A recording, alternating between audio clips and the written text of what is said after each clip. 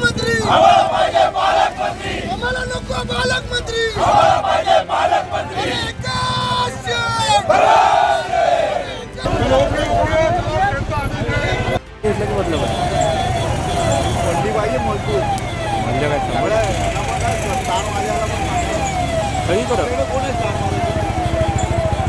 मंत्री आम्हाला पाहिजे पालकमंत्री, आम्हाला नको पालकमंत्री, आम्हाला पाहिजे पालकमंत्री।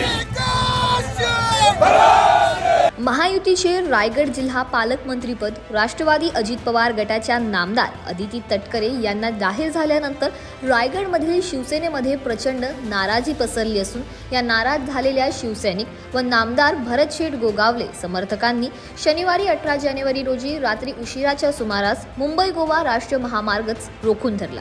रायगडचे पालकमंत्रीपद भरत गोगावले यांनाच मिळणार अशी शिवसैनिकांना खात्री होती, परंतु ते अदिती तटकरे यांना मिळाल्याने शिवसैनिक प्रचंड आक्रमक झाले आणि त्यांनी महाड तालुक्यातील नडगाव येथे मुंबई गोवा राष्ट्रीय महामार्गावर हे रस्ता रोको आंदोलन केले। यावेळी रस्त्याच्या मधोमध गाड्यांचे टायर पेटवून गोगावलेंच्या समर्थनार्थ जोरदार घोषणाबाजी देण्यात आली।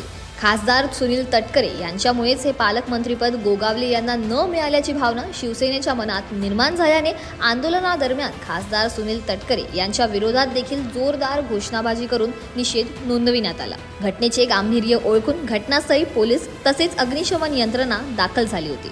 यावेळी उपस्थित पदाधिकाऱ्यांनी माध्यमांसमोर आपली नाराजी स्पष्टपणे व्यक्त केली। निश्चितपणे आपण या ठिकाणी पाहत असाल सर्व तमाम शिवसैनिकांनी आज जो काही आज मुंबई गोवा महामार्ग रोखून धरलेला आहे याचं कारण स्वाभाविक या रायगडचं पालकमंत्रीपद आहे। आपण पाहिलं असाल तर मागचं महाविकास आघाडीचं सरकार जर पायउतार झाला असेल तर ते कशामुळे, तर या ठिकाणच्या रायगड जिल्ह्याच्या पालकमंत्री पदावरूनच झालं होतं।